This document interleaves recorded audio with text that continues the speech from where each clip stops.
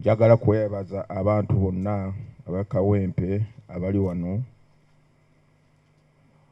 olw'enkolagana ennungi gye mubadde nayo oba gye muyina naffe nga akakiiko k'ebyokulonda. Naye nga sinagenda mu maaso, njagala kwanjula bannange nga bwe tukola omulimu guno mukulu nnyo mu ggwanga lyaffe mu kuteekawo okulonda nga constitution oba amateeka bwe gatulagira. Kusooka ssemateeka agamba nti akakiiko k'ebyokulonda kalina abantu 7 nga kakulembeddwa chairman yenze, anzirako oba my deputy Hajjati Aisha Lubega. Invitation yaffe okubeera wamu naffe olwaleero luno, kubanga tumanyi nti buli omu wavunaanizibwa ate muyina emirimu yammwe ey'amaanyi etenkulu gye mwandibadde mukola. Nyira okuba nti mukkiriza mu kitundu kyammwe ky'e Kawempe n'enkola ya demokulasiya mu ggwanga lyaffe, kwe kwewaayo kwammwe kujja okubeera wamu naffe. Mwebale nnyo, mwebalire ddala. Ng'aboogezi abansoose bwe boogedde bwe bagambye, ekyatuleese wano kintu kimu. Twafuna amawulire ag'ennaku g'okufiirwa munnaffe Honorable Muhammad Segirinya abadde akiikirira ekitundu kino oba constituency eno, assistant district returning electoral officer, yamaze okugamba nti tuyimirire and we observe a moment of silence. Sijja kiddamu ekyo. Naye ensonga enkulu eri nti ssemateeka agamba nti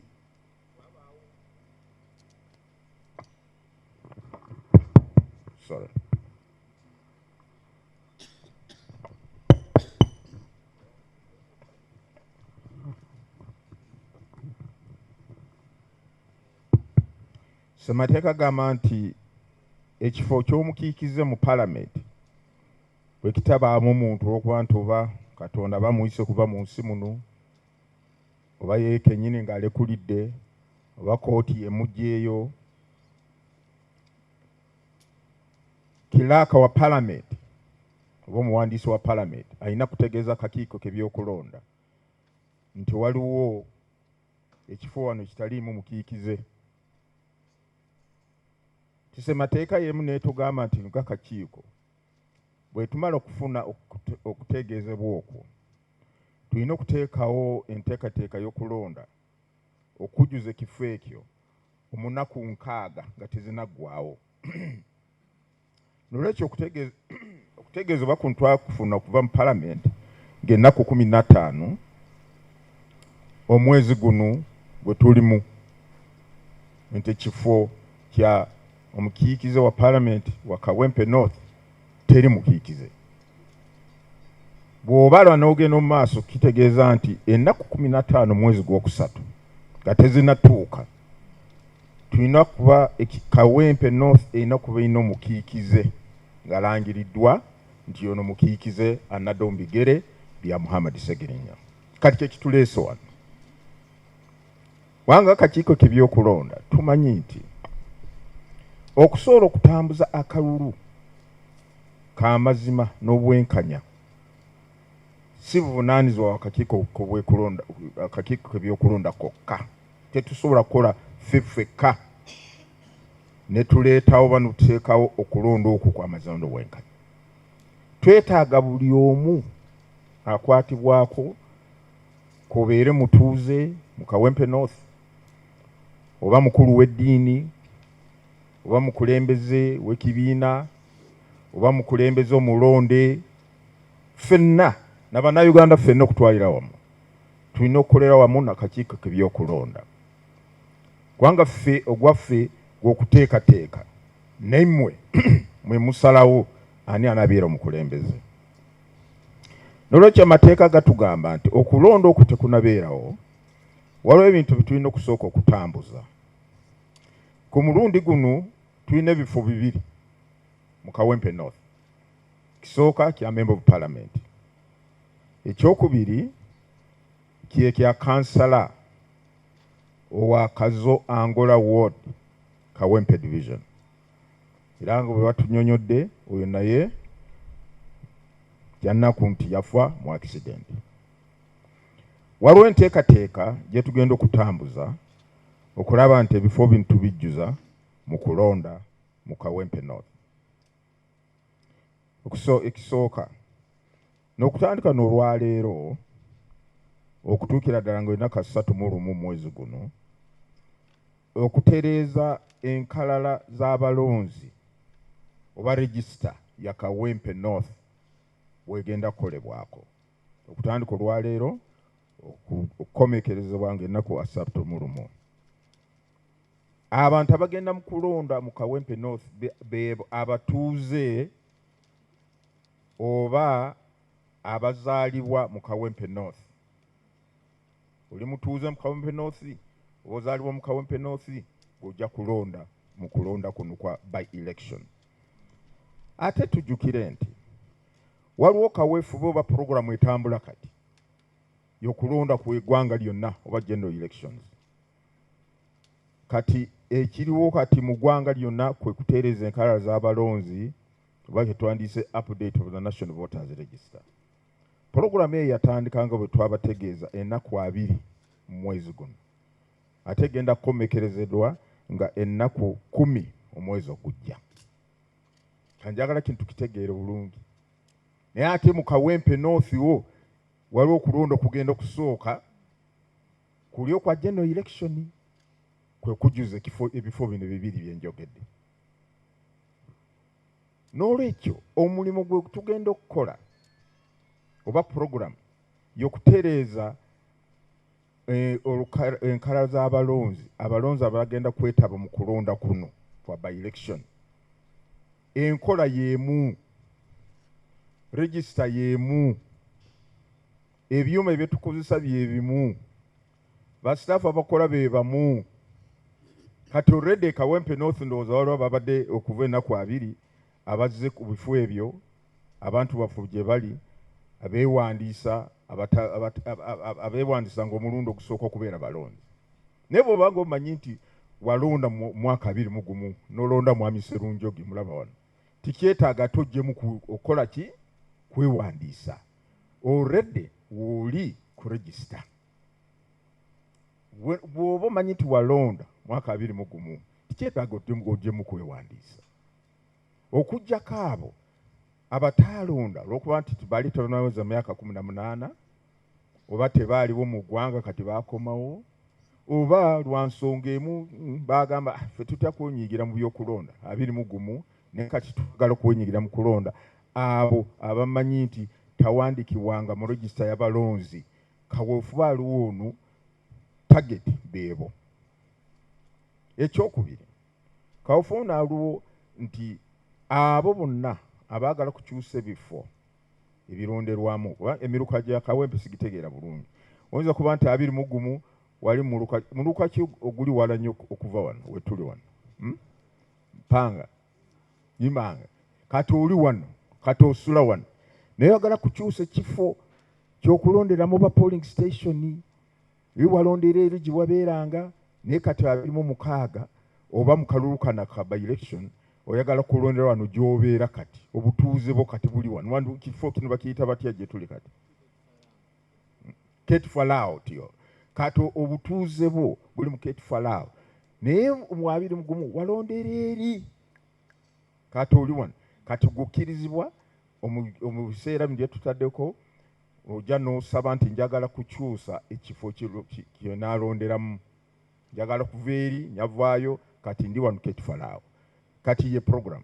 Ekyokusatu abaana baffe abaali mu masomero NIRA yateekawo program w'enteekateeka ne bawandiisa abaana baffe abali mu masomero myaka 16 ne 15 babawandiika ba 16 16 n'okugenda waggulu naye nga babawandiika nga bannayuganda si bawandiika nga balonzi. Naye kati wetwogerera kati abaana abo bawezeza myaka 18 kati baddembe ogende bifo eyo awali abantu baffe balage namba yabwe nini yabawa nini oba ya national identity card teka gagamba by election bwebeerawo okulonda kwa by election oba okujuza kifo electoral commission eteekebwa kuteeka akakadde akanasoosesa abo bonna beetaaga kwenyigira mu kulonda okwo beewandiise. Naye bw'obanga oli mu register already tikyetaaga owandiise. Ekyokubiri, kuva bwe twatandika programu eno y'okuwandiika abalonzi kutereeza enkala z'abalonzi ennaku 2 mwezi guno, oli mu Kawempe North n'ogenda ne weewandiisa, tikyetaaga ate mu nnaku zino ze tutaddeko oddemu weewandiise bupya. Nedda. Already nga bwe ngambye system y'emu, register y'emu, kujjako amateeka ge gaawulako ne gagamba mu biseera bya by election mukolebwe muti. Naye bw'obanga mumaze kwewandiisa tikyetaaga ate oddemu kwewandiisa. Ate bagambye nti waliwo ate okulonda kwa by election okujjuza ekifo ky'omugenzi Segirinya. Kati nzize kwewandiisa bupya. Olulinya yewandiisa lwa kalulu ka 26. Naye kati njagala kwewandiisa kwa kalulu ka nedda wamaze kwewandiisa. Nolwekyo tukubiriza nti abo bonna batanewandiisa register ya Kawempe njagala okakasa kimu nti kakati register ya Kawempe North yo tugenda kusooka kugyawula kweri ku general register y'abantu bannayuganda bonna kubanga yo tugyetaaga mu kulonda kuno kwa by election. Naye okuwandiisa abalonzi abo bonna baneenyigira mu kulonda kuno okwa by election egenda kukomerekezebwa olwakutaano luno genda 3 lumu. Naye okugenda mu maaso okutereeza oba okuwandika abalonzi abaneenyigira mu general election kujja kugenda mu maaso mpaka ennaku 10. Mukitegedde? Saagala abantu babeere confused. Let me put it in English. We launched a program for the general update of the National Voters Register for the general elections, 25-26. That program started on 20th of January and will end on 10th February. Now, this by-election in Kawempe North, we are also going to have an update period from today up to Friday this week, 31st January.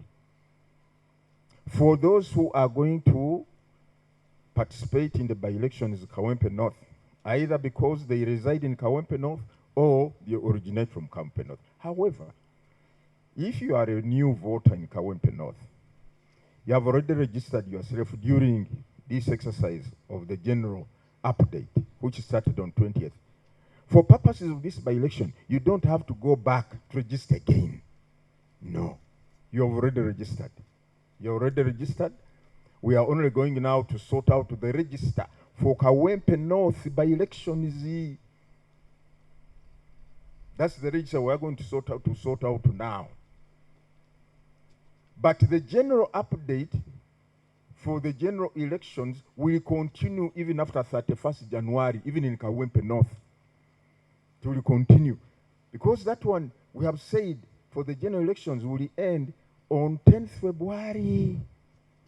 The register for Kawempe North, we are going to extract it for Kawempe North only for these by-elections that we are going to have. Is that clear? Tinyonde bulungi, haja tinyonde bulungi.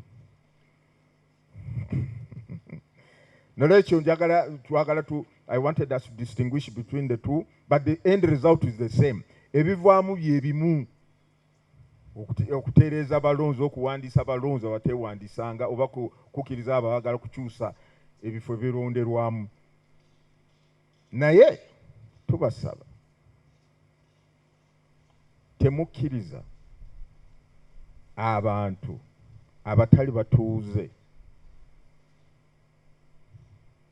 mu Kawempe North oba abatazaalibwa mu Kawempe North okwagala okukyusa oba bava Kawempe South oba bava Makindye okujja ate mu kaseera kano kwenyigira mu kulonda kuno kwa by-election eno eriwo temukikkiriza.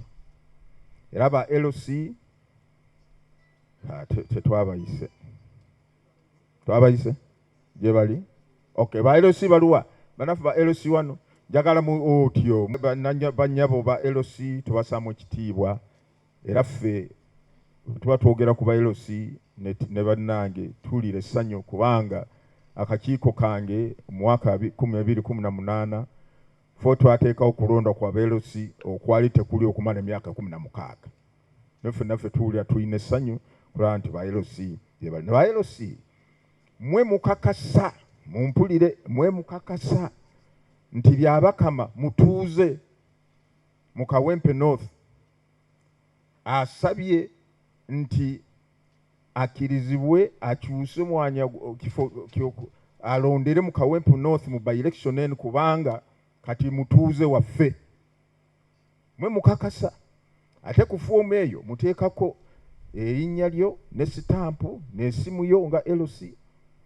bwe tunakizuula nti wayisaawo abantu abatali batuuze okujja okulondera mu kulonda kuno kati ogwo nagwo omusango munange kwogera ebyobulimba mu kukola ki mu kulonda lekyo temukozesa sitampu yammwe tibabalimba lemugikozesa okuleeta bacuba obaleeta wano okwetaba mu kulonda kuno by election egenda kubeera mu Kawempe North. Ekyokubiri nga tumaze okutereeza olukala lw'abalonzi abanayingira mu kulonda kuno mu Kawempe North bwe tumala amateeka gatugamba nti bwe tumala kuwandiika abanaabeera mu kulonda okwo register egenda kukozesebwa mu polling station zonna mu Kawempe North tulina okuzanjula ne tuziraga abantu mu buli polling station ne tulaga nti polling station eno abagenda okukubira kalulu wano begundi negundi negundi kakati mmwe abatuuze abakulembeze muli baddembe ogenda ku kifo ekyo we twanjulidde register mukakase ddala mwami Serungi gwe mu register muno ng'onu kati tumutegeera kati tumumanyi oba gundi ono twava muzika juzi wano katakyali mu register ate kati n'otuweeza n'ogamba nti oyo mumusazeemu noono ne mutuweeza amanya ago tugateeka mu parish tribunal waliwo akakiiko kumuluka akatuula ate kateekebwako mulamuzi mulaba ebintu by'okulonda banange bibeeramu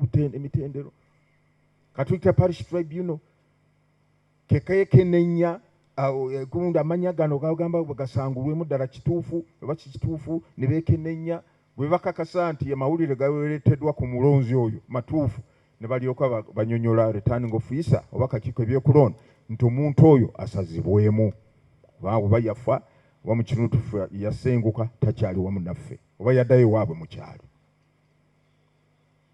kati register eyo tugenda gyanjula okuva ennaku 10 omwezi gw'okubiri mpaka ennaku 19 omwezi gw'okubiri ebiseera ebyo byonna abakozi baffe bagenda kubeera mu buli polling station nga balina register ya polling station eyo manyi register bw'olya nti register y'abalonzi mu Kawempe naye ffe bututuuka lunaku lw'okulonda buli polling station kubeerako register ey'amannya ag'abalonzi ku polling station eyo gegabeera mugokka so tubasaba nti ekiseera ekyo kinaaba kituuse I think team yange assistant district returning officer I mean this election administrator jakuba banyonyola ku radio kakati ebiseera by'okwanjula register bituuse banange mugende mukebera amanya nekyokubiri wadde walonda mu mwaka 2021 genda okebera erinnya lyo likyalimu mu register okyalimu mu register oba balijjamu polling station yalonderako eyo kyaliko oba yakyuza naddala mu Kampala muno oluusi tukyusa polling station bangu osanga nka kafo ke twalonderamu yali puloti ya sheeki katazimbyemu ekizimbe kati polling station nakukyusibwa neteekebwa walala nga tumaze kuteesaganya nammwe abatuuze so olina okukakasa mu biseera bino nti mu register nkyalimu n'abeera mu kulonda kuno kwa by election eno n'abeeramu nkyali mu register. Ekyokusatu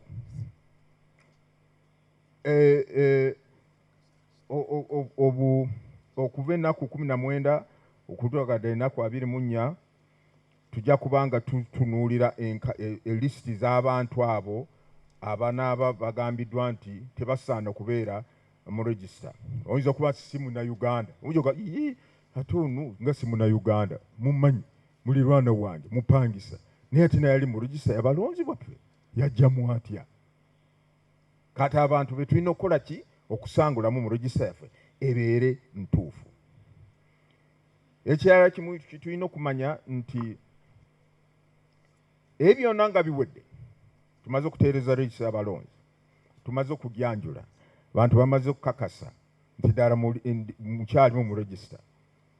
Ekiddirira kwe abagenda kwesimbawo okweyanjula eri ofiisi yaffe ya Assistant District Election Administrator oba Assistant Returning Officer Kawempe, ekituyita mu lufuutifuuti nomination. Awo ebibiina by'obufuzi tusuubira nti mujja kuba mumaze okusunsulamu ani n'abakwatira bendera ku lunaku olwo ng'ennaku 26 na 27 omwezi gw'okubiri 26 and 27 is the nomination day. Ani agenda baani bagenda kwesimbawo oba nga bakutte bendera z'ebibiina by'obufuzi oba n'abamunigina independent 26 27 program bajja kuba bagyanjula mu maaso eyo. Nekira agenda kwesimbawo mu kifo kya kansala wa Kazo Angola 26-27 abegenda kwesimbawo mwenna mugenda kubeera nominated.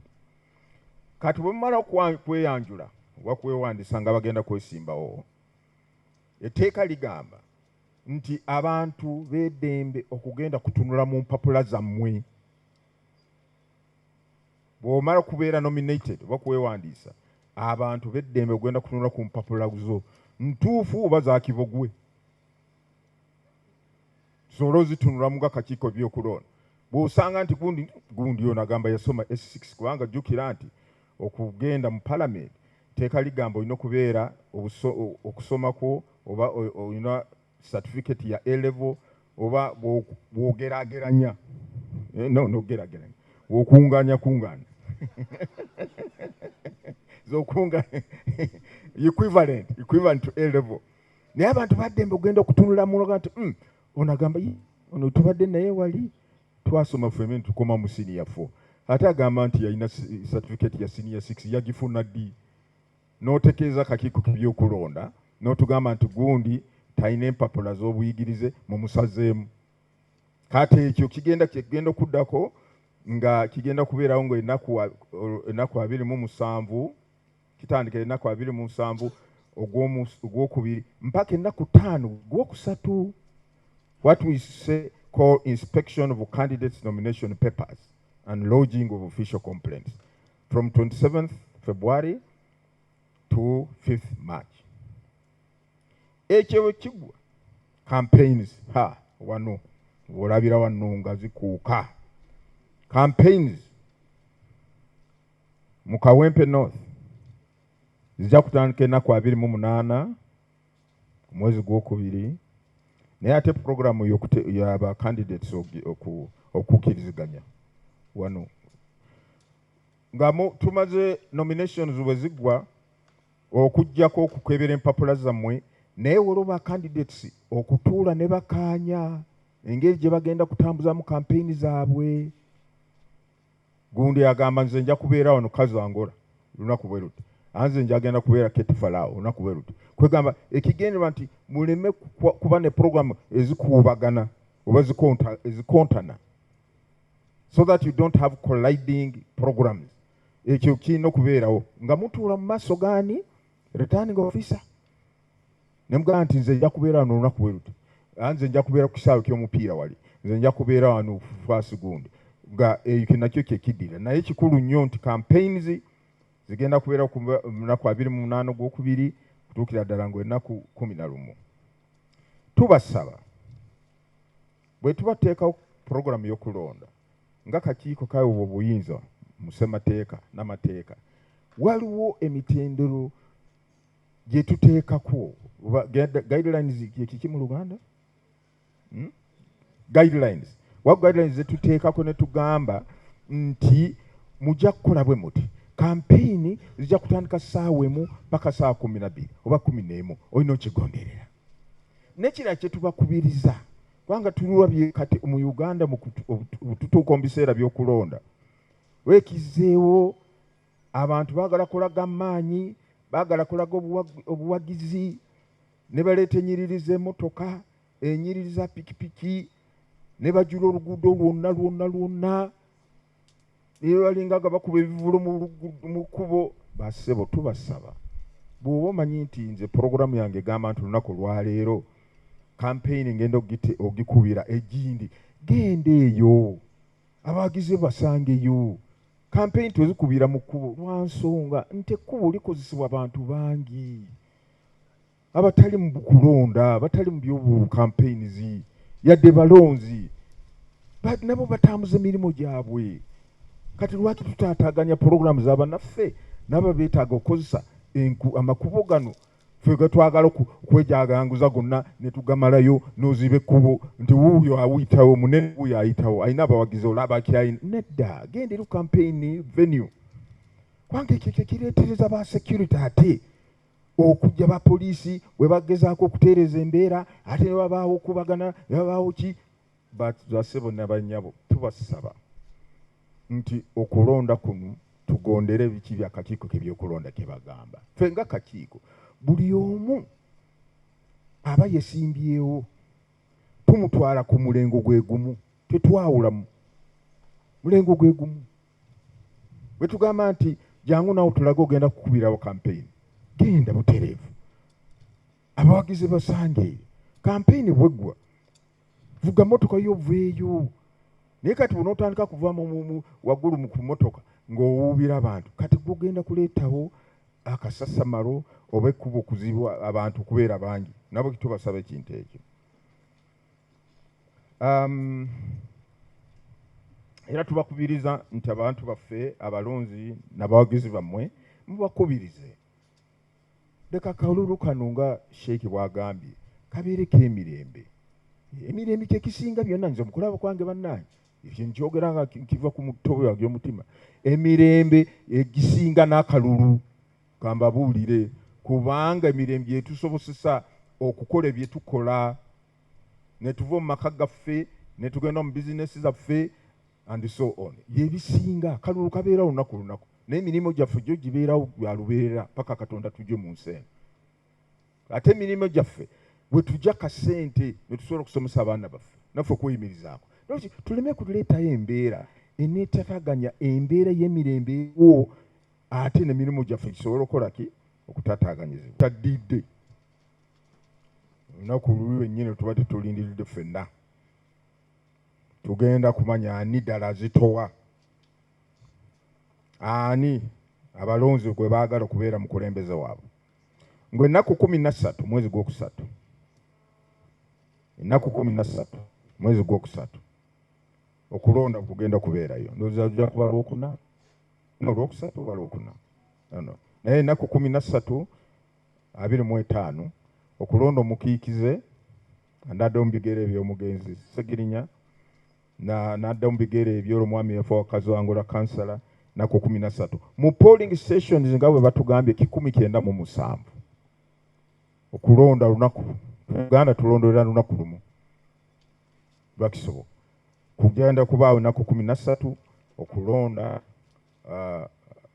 mu bifo ebyo nga bwengambye nalwekyo tubasaba bassebo ne bannyabo nga bwe tugambye tukuume emirembe nga Dr. Sali bw'agambye kati tuli mu mirembe wano siwulirayo ebidduka eyo siwulirayo ebivuga siwulirayo tiyagaasa ebwereeyo ffenna tutudde bulungi teri atukwatako tufa bwe tulina okubeera wadde okulonda nga we tuli kubanga okusalawo ani ddala omuzito ani abantu bakiririzaamu tekiva nti ani yakubye abawagizi agundi n'abawangula nedda ani yalaze nti ddala ino bo bakanyama ababadde bakuba mugero oli n'agwe nedda. Polling station basebo ne bannyabo, polling station ye abantu we basalirawo ani muzito ani utukirizaamu. Nolwekyo ku lunaku olwo tukolera wamu n'abapoliisi kulaba nti waliwo obutebenkevu, waliwo emirembe, tewali okutawaanya oba okuzibira abalonzi. Ogenda mu polling station 197 ennaku 13. Naye kiri kuffe Manakawempe North, kiri kuffe abakulembeze okukunga bannaffe, abawagizi baffe, abantu baffe nti akalulu kano kabeereko emirembe.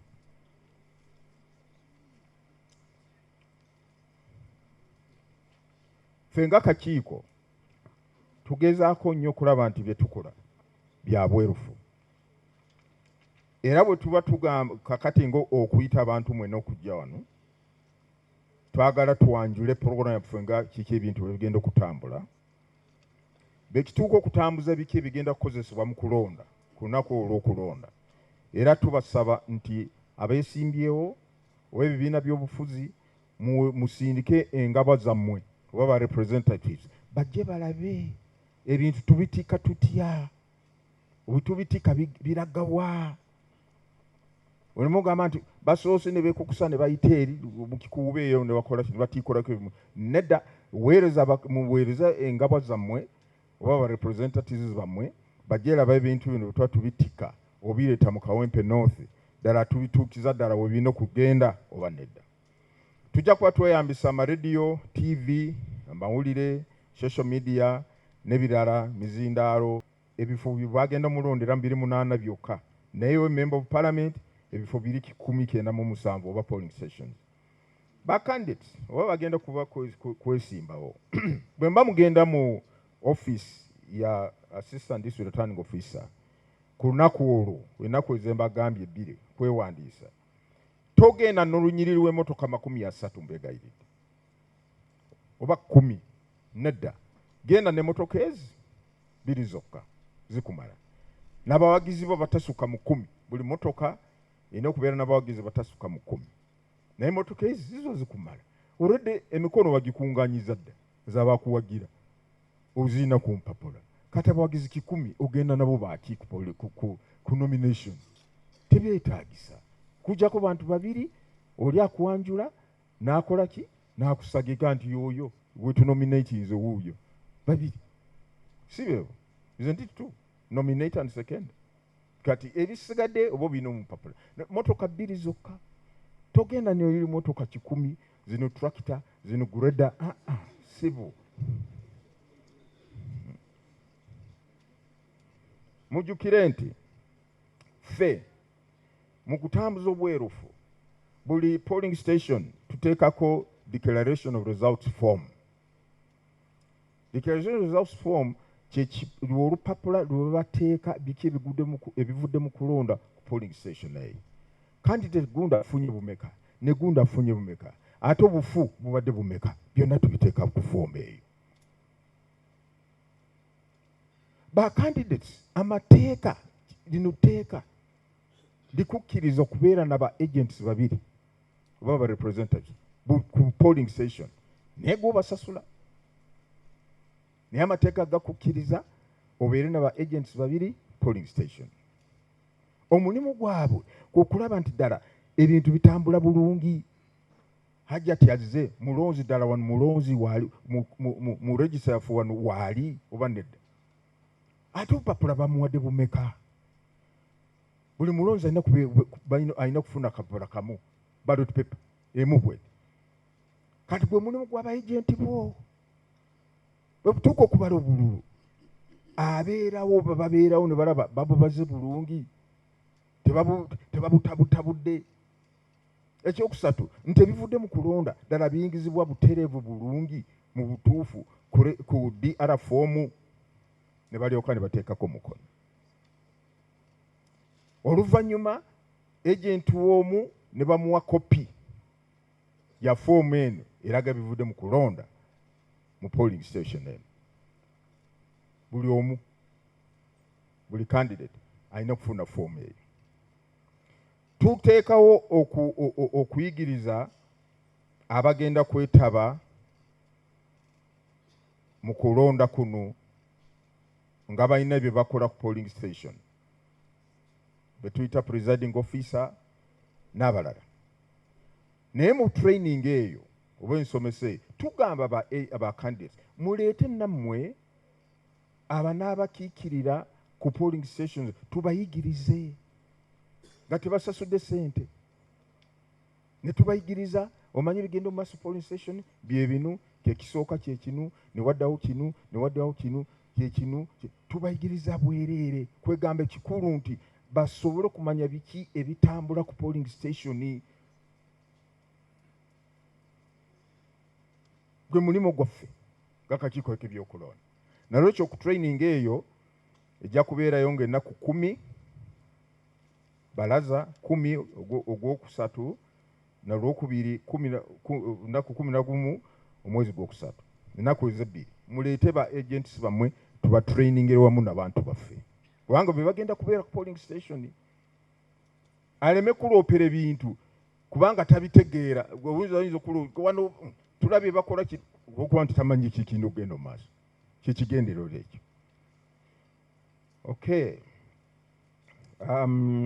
Ekirala kiki tujja kuteekako olunaku lw'okulonda complaints desk ku polling ku tally center. Tetunasalawo tally center oba nebeerawa, tujja kuba tubategeeza tally center wegenda okubeera. Naye ku lunaku lw'okulonda tubeerawo ne gundi complaints desk, wabeerawo amasimu, wabuswanga ensonga yonna, waba ensonga yonna eyo mu field ng'otegeeza abantu abo ne tulyoka ne tuginogera eddagala nga bukyali. Abagala okuba bakalabalaba oba observers mu kulonda kuno tubasaba mutuwandiikire nga akakiiko k'ebyokulonda nga mugamba nti oba oli bw'ekibiina kinu oba oli bwoti oyagala weebwe omukisa oba olukusa permission okubeera observer mu kulonda kuno. Register mateeka gatugamba nti okulonda tekunabeerawo, tulina okuwa ebibiina by'obufuzi oba n'aba candidates register egenda kukozesebwa mu kulonda mu Kawempe North. Lwa nsonga agent wo bw'abeera ku polling station anaakakasa atya nti ddala byabakamaze wano ng'omulonzi mu register waali? Olinamuwa kopi ya register ya polling station eyo. Ffe tukuwa kopi emu we n'okubisaamu. Buli agent, buli polling station n'oteekako register yaba agent bo gye banaasobola okweyambisa okukakasa nti ddala abantu abaze ku polling station ne waweebwa bulu batuufu balonzi ku polling station eyo. Nolwekyo tujja kuba tubawa register eyo. Naye bw'obanga ogyagala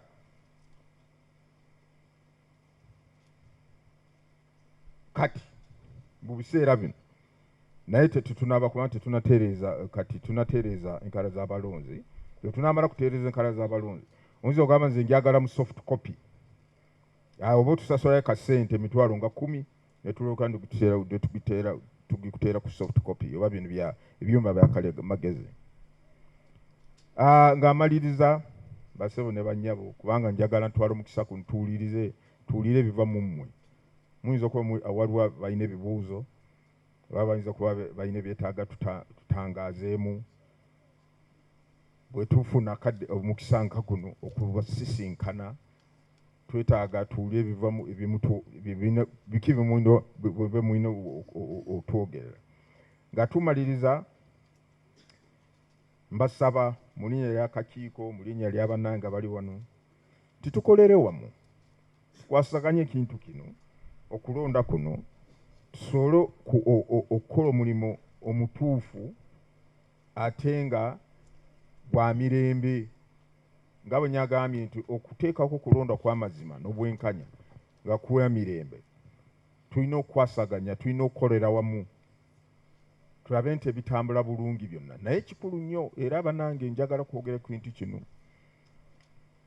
ekintu ky'oggulirira balonzi ne mubawa sabbuunu ne mubawa obusukaali numuba wasimanyi 1,000 banange muba mutyowola demokrasiya yaffe.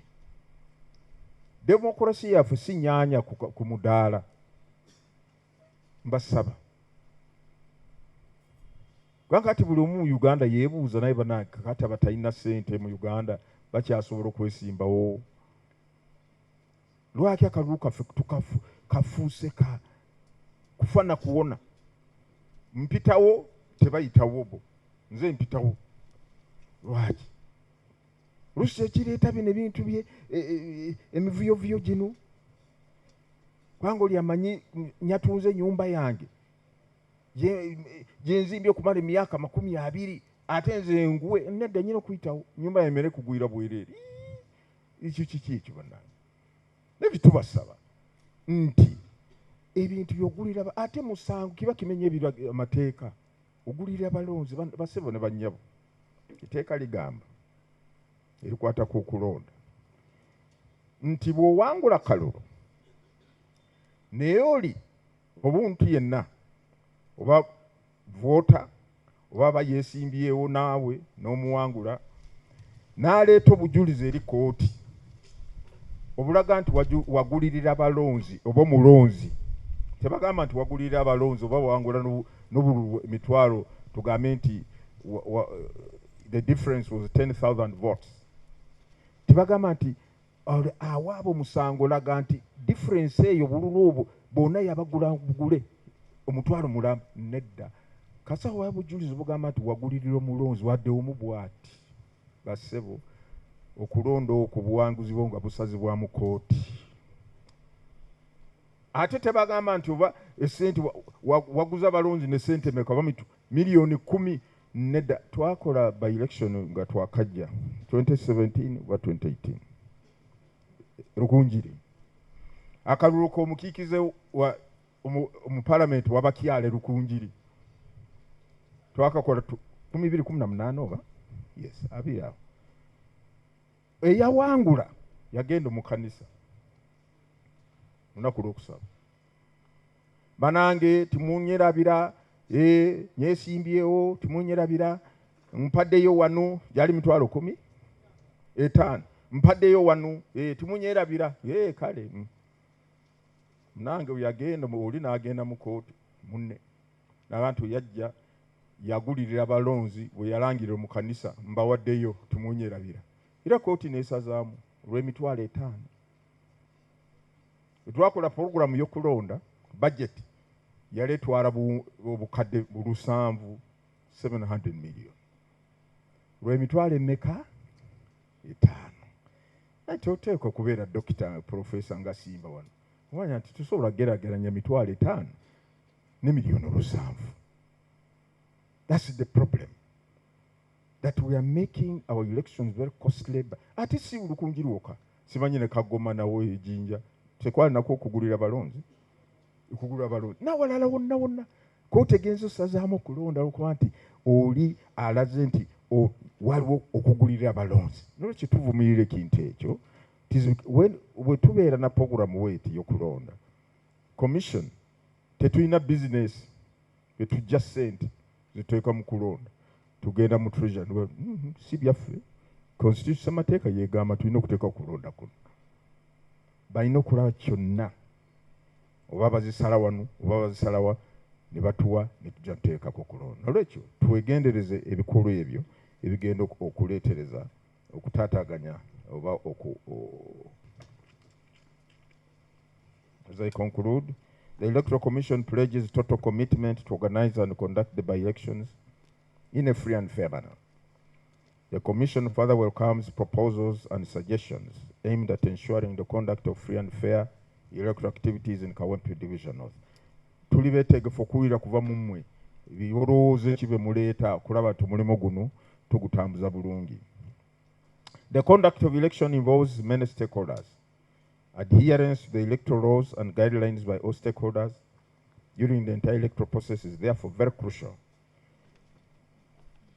We have 2 people who will be in charge of this by-election, Mr. Henry Makabai, returning officer, who will work together with Ms. Nasuna Rehema, the Assistant District Administrator, who will be Assistant Returning Officer. Rehema, you already know, she has already spoken to you, and she will be informing you of what other developments are taking place. We are all stakeholders in this exercise, and therefore let us work together to deliver a peaceful, free, and fair by-election to the mutual satisfaction of all stakeholders. I thank you once again for honoring this invitation and wish you successful deliberations. Now I would like to hear from you. Questions? Ask anything. Reverend Bobson Musamali, the chairman wa Human Rights Commission, Kawempe Division, attend one of the Interreligious Council, the Chunduchi. Concerning yange mukadde wange ye ya security. During elections, tugenda tulaba emamba nga zisimba wali, amadi vehicles zonna ne zisimba wali. Kwegamba n'olabira ddala nti polling stations zonna zijjuddeko abasirikale abamu nga tebamanyiddwa ne gye bakola ki gye bava ne basimba awo. Kwegamba n'olabira ddala ng'abantu abagenda okulonda bali intimidated nga tebasobola kujja bulungi ku polling station ne balonda n'eddembe n'emirembe. Ekintu ekyo ndabanga kye kimu ku bintu ebireetera demokrasiya waffe okudda emabega. Mbadde nsaba obanga tulina security mu kitundu kyaffe, tukozese poliisi zaffe eziri mu bitundu byaffe zetwagala okulaba ku polling stations ng'okulonda kugenda muke mu maaso. Emmotoka zino ezivaayo ne ziyingiramu, let us do away with them. Ekibuuzo ekiriwo ekiti ennaku zino baatandise okuzinkalaza abalonzi nga bw'oyogedde. Mwatuwa ennaku otandika ennaku z'omwezi zaali abiri paka nga 10, naye ng'omuluka gwenvaamu ogwa Kyebando nagezaako okola mobilization abantu bategeeza bagende beewandiise, naye kyankwasa ennaku era abantu bampita omulimba okutuuka we balondera nga tewali omuntu n'ogukaakati. Nvudde mu katale we balondera polling station bagikyusa, tewali wadde n'omuntu n'ogu. Tuyulya amawulire ng'obuma bwafudde banne Lord Chairman, tuyamba oba obuma okayina nga kaafa, ffe nga bannakyeba tugenda kakozesa kubanga tulina ennyonta y'okulonda. Tugenda kukozesa obuma oba muga bwafa tujja kakozesa tukayiwemu oyiro kasobole okulaba tusobole okwewandiisa. Ekyo kyezibu ekiri mu Kyebando. Ekyokubiri, n'esimbawo 221 tulina obuzibu, tulina bugundi akakiiko k'ebyondo kali awo, naye obululu butuuka ssaawa 3 omala kudduka buddusi ku poingisi gugundi wali ku office bagaba naye obululu babuleese nakabati tebuliwo mugende kakiiko k'ebyogonda. Bwe obuzibu tulina lwaki obulu tebukyukira no ku office yaffe nga bannakawempe. Nze Kakiika Frederick endavuganya ngomba ka palamenti kimbiki abantu ba kanisa zoni Kikala Parish Ekisasi kiki Chairman Electoral Commission ekyakulobera okugula kompyuta ezimala kyobala abantu bagamba tebanakola abalonzi. N'olwekyo kati kompyuta zitateganyiza abantu omuntu tamanyi mwatandika ddi mwatandika nga abiri awatweno kibuzo kompyuta lwaki tubagula zimala. Nti buli anaabunga agenda asimbera ino wali kati ssebo Abaganda bagamba nti sekawuka kaali kakulumyeko okalaba okadduka. Lumu twategeka okulonda wano abakawempe amanya gange nze Sheikh Mahmoud Serwanga, imaamu w'omuzikiti gwa Mbogo. Buli lunaku mbeera mu audience y'abantu nga 5 buli lunaku, naye abululu bwatuuka essaawa 8 naye ng'eggulu bwatuuse dda.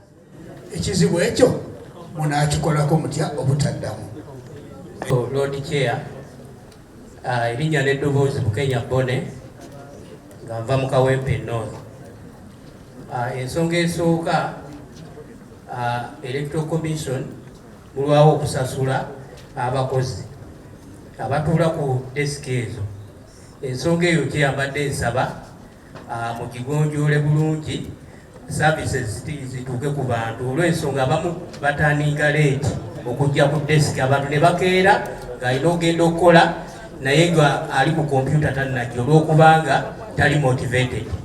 Ensonga ey'okubiri, Mr. Chair, ensonga ya Kawempe North, mwakoze demarcation nti Lord Councillor oba District Councillor agenda okubeera nga akulembera Kawempe North aliwo omu ate ne MP nga batwala ekifo kyekimu. Kaakati wayogedde ku fair representation. Ekintu ekyo abantu baffe ba Kawempe North tuli emitwalo 22 n'obugwamu. Etteeka ligamba Constitution 181 egamba nti abantu balina okubeera approximately emitwalo 10 kuteeka eppya limwataddewo. Ate nga mwakwese population census ya 2024 tetugirina. Ate bwe mukozesa 2014 census gye bakozesa mu demarcation, Kawempe North ebe qualifying okufuna electoral areas 2 kubanga tuli emitwalo 22. Wogabanyamu emirundi 2 kitegeeza Kawempe North ebe erina okufuna ba direct councillors 2. Sebo Ssentebe nawandiise ebbaluwa era ninako kopi nagisindise mu ofiisi yo ne bagireceive nga ba registry. Sabo following ku nsonga eyo.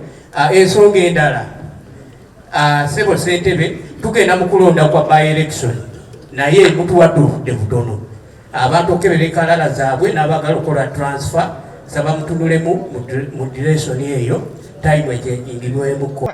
Regisa akakukobe kulonda ye mufu zikyate mulimu abatali bana Uganda batasaana okubeeramu.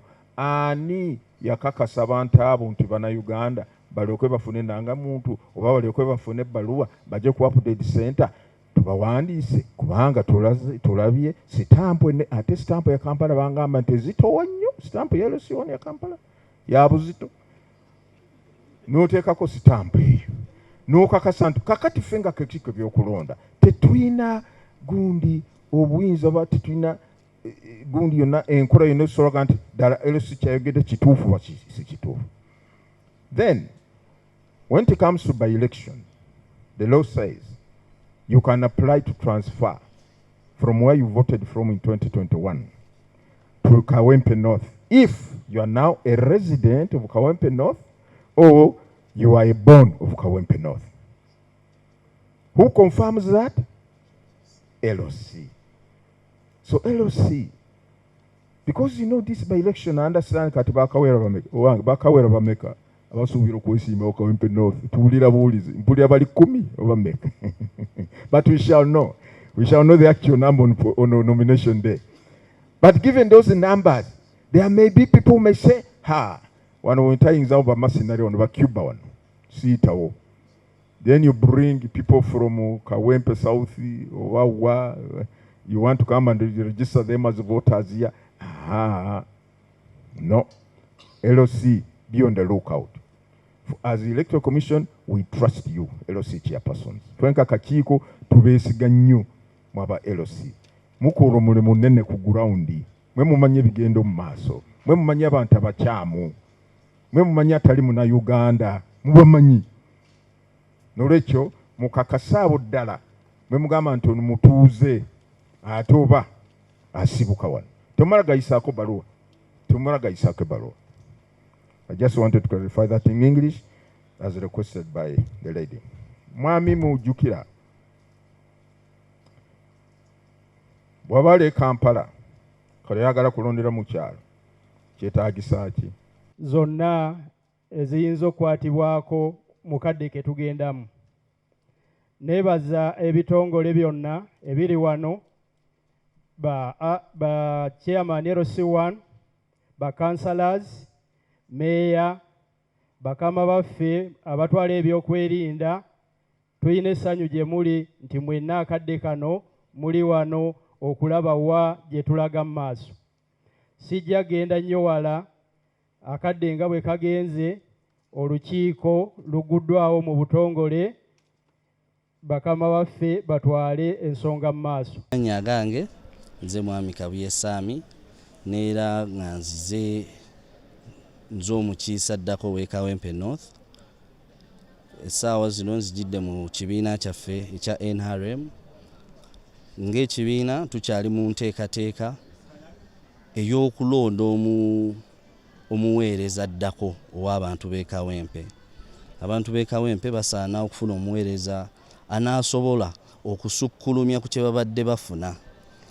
Abantu okufuna ekisukkulumye balina okulonda omuntu ng'ava mu kibiina kyaffe basomberere obuweereza bw'eggwanga. Mu kaseera kano ffe ng'ekibiina tuli mu nteekateeka ey'okwanjulira abantu candidate asaanidde. Nze omu ku bakandidenti abo neera mu kiseera ekitali kiwanvu tugenda kuvaayo twanjulire abantu b'e Kawempe. Ekintu kye bandisuubidde mu kibiina kyaffe, bandisuubidde obuweereza obusinga, bandisuubidde okuwonya ku biwundu bye balina eby'okufiirwako omubaka, yes, n'okufuna obuweereza obw'enkomeredde. Owaaye okuba omumativu n'obutaba mumativu, amateeka ge gatutwala ffenna. Amateeka aga constitution yaffe gatuwa ennaku 6. So mu nnaku ezo 6 tulina okuba nga okuteekateeka kwonna kukoze eki kuwedde n'okulonda nga kuwedde. So tulina okugoberera amateeka mu nnaku ezo 6 tugende mu. Erinnya Hajat Hanifa Karad nga neesimbyewo ku bwa MP Kawempe North.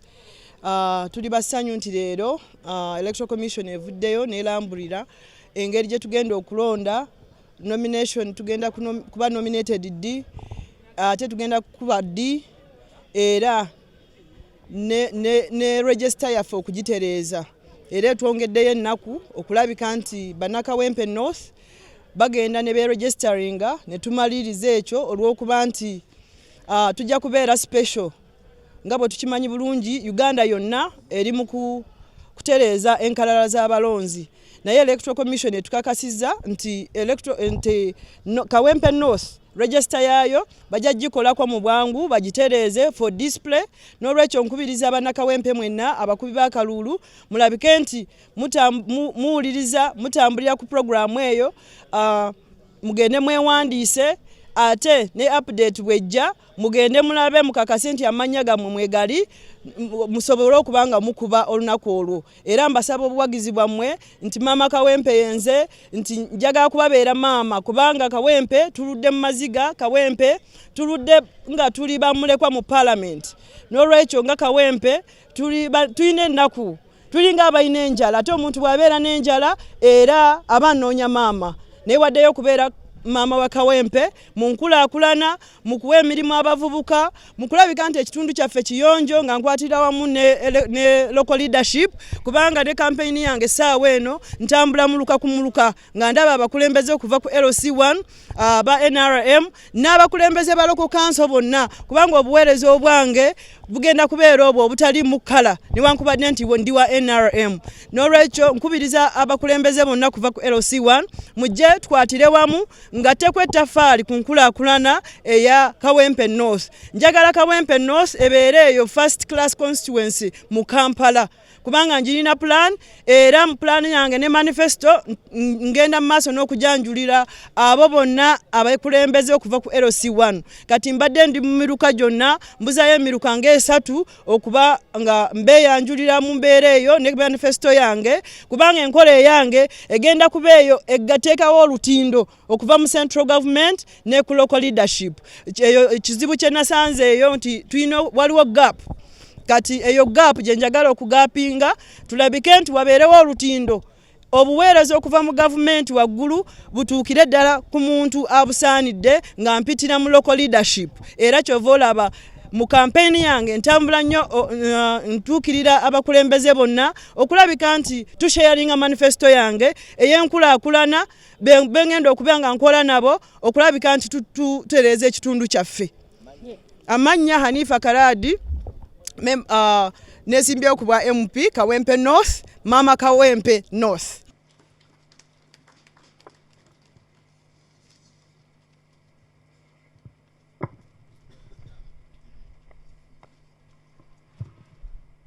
Olunaku olwaleero tuzze wano ku nsonga emu nga sinagyogerako, mbadde nsaba we take a moment of silence tusabire abagenzi abaleetedde olukiiko luno okufuuka ensonga olwaleero omugenzi Muhammad Segirinya Honorable n'omubaka owa Kazangole yafiira mu accident Mr. Chigundu Yakub Yusuf. Let's stand up and take a moment of silence and constituency where the former late member of parliament Foz was a member of parliament. Eine emiruka mwenda era ng'erina ne polling stations 197 essaawa eno tuzisuubira okweyongera.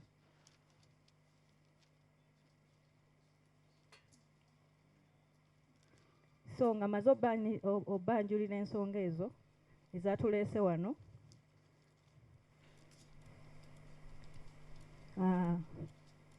mbadde nsaba okulonda mu kitundu kino ekya Buganda region. Constituency bansabye nkivunule kyekifo ekiviirwamu omukulembeze atukiikirira mu palamenti. Kyekituleese wano olwaleero mukama waffe akulira akakiiko k'ebyokulonda, mulamuzi waffe atuwe enteekateeka eyo engeri gye naatambulamu mu kujjuza ekifo kino. Nga tanatuwa enteekateeka eyo, nange ngenda kuyita byaffe nga mwe bimanyi bibeera mu mitendera. Engoma ennene nga tenavuga asookawo obutinitini, kati tutambula mpola mpola, wasooseewo akatini, kati waliwo akatinitini, wayongerako akatiniko, then engoma ennene ekole ki? Evuge. Kati awo nange munzikirize mpite mukama waffe omubaka inna lillahi wa inna ilaihi rajiun. Singa sibudde nandyogedde nnyo ku kitundu kino Kawempe, erinnya gye lyava n'ebisigadde, okujjako nja ku focusinga pose kintu kimu nnyo, nti ekitundu Kawempe kirina history y'amaanyi nnyo.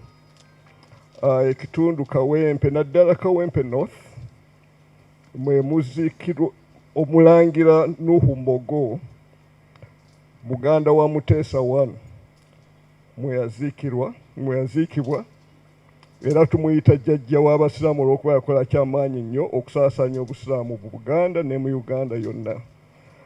Kyekitundu ekirimu omugenzi Kassim Male, Omusiraamu eyasooka okuba minisita, era eyaggulirawo Abu Mayanja ekkubo okuba politicians. Kyeyalina ebintu bingi nnyo. Lwa budde nandibadde njogera nnyo kitundu kino Kawempe, nkyagala nnyo olw'okuba nakirimu emyaka mingi nnyo, nkitegeera bulungi.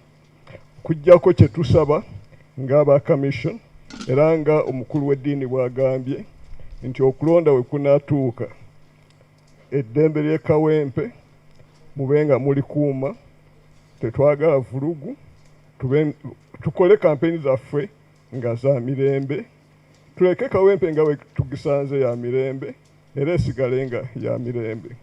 Olunaku si lwange. Benzikiriza endala mukama waffe yeebazibwe era aweebwe nnyo ekitiibwa. Amannya agange bampisa Honorable Nambi Farida, nga nze ndi NRM flag bearer ku kifo ky'omubaka omukyala owa Kampala. Naye omwaka guli bwe gwali gukomekkereza nasabibwa bannakawempe abamu ku bo bali wano era nabo bagenda kwogerako gye muli, n'ensabibwa n'abakulu mu bifo eby'enjawulo nzije nesimbe ku Kawempe North MP seat. Bwe batunulira obululu bwange bwe nafuna mu Kampala mu 2021 obwali bukunukkiriza emitwalo 2 obwanteeka mu kifo ky'okubiri, obululu obwasinga bwava mu Kawempe North. kati nga ffe abanna NRM nga baagala kulaba tukoze tutya okubeera nga tuvuganya bulungi, tukoze tutya okubeera nti tufuna omuvuganyo ow'omuzinzi. Nze abamanyi gye nvudde wange, nze nali founder era director wa Nambi Children Initiatives, ekitongole ekirabirira bamulekwa mu Kifumbirwa ne mu Katanga slums. Nze era yali Nambi talk show nga nze nju hostinga, era nze yali president wa Union of Muslim Women and Organizations in Uganda. Era babeera ku UBC nze hostinga Ramadan Dawa. Era kyenva mulaba nga bamaseeka bangi, gwesikayo seeka omubuuze ku Nambi Farida lwakuba bazze okundaga obuwagizi. Si baseeka bokka n'abenzikiriza endala bali awo mu tent okubeera nti balaga obuwagizi bwabwe.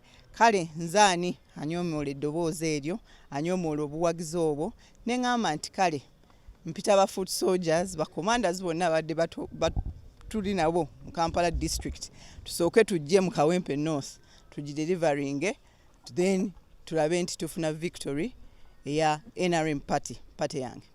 Abantu basuubire ekikulu.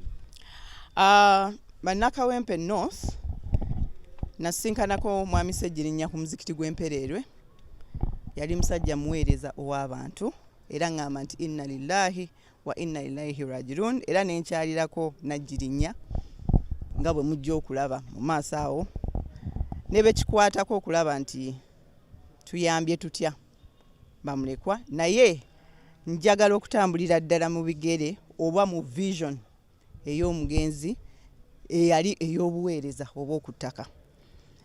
Nze ne bw'oba oyagala kubeera nti ondaba, nze Nambi Farida mbadde muweereza w'abantu, era ndowooza abamu ku mmwe awo we wamanyira mu buweereza.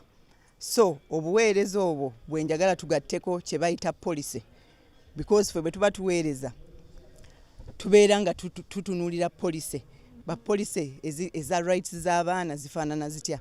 So twagala tuleeta obuweereza. Ebizibu bye nalabye e Kawempe nga ndi mutuuze ewe Kawempe Embogo, although nina n'amaka amalala g'omwami wange mu Makindye division, era tulinamu n'eddwaliro. Naye mu bizibu bye nalabye mulimu ebisasiro, mulimu obukyafu obwetaaga okubeera ntubuyoola, era mbadde awo nga njogera ne town clerk ndabe ddala embeera y'okuyoola ebisasiro, era naŋŋamba nti jangu mu ofiisi yange ombuulire ebisasiro we bikola ki we biri, wadde nga tebannannonda mugenda kundaba neki n'emmotoka z'ebyebisasiro ziyoola ebisasiro ku bantu. Mugenda kundaba n'emmotoka z'ebisasiro eziyoola ebisasiro ku bantu. Ekyokubiri kwe kubeera nti tuyambako mu kubeera nti omutindo ne career development ey'abaana abawala. Kawempe ono alimu nnyo abaana ab'emyaka emito abeetaaga tubakolere nga training camps, orientation camps, babeere nga batambula. Then ekirala by'ebyemizannyo, mugenda kundaba nnyo mu byemizannyo ne talanta, okukuza talanta.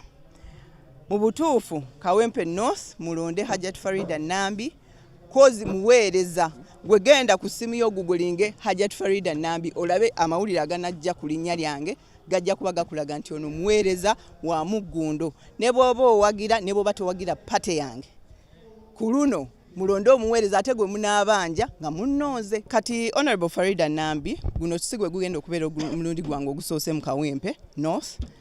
Mu Kampala Woman MP oba otwala emiruka divisions 5 nga ne Kawempe North akola ki mwali. So ninamu amagye gange already. So decision gye natutte okubeera nti bantaddemu obwesige ne bansaba nzije wano, nagitutte nga nkimanyi ti amagye gange weegali, era nkoowoola be tubadde tusavinga mu divisions egy'enjawulo bajje tukonkone tusabe akaki akalulu, because bajja kubanga bo obululu bwabwe tebunakola ki tebunatuuka.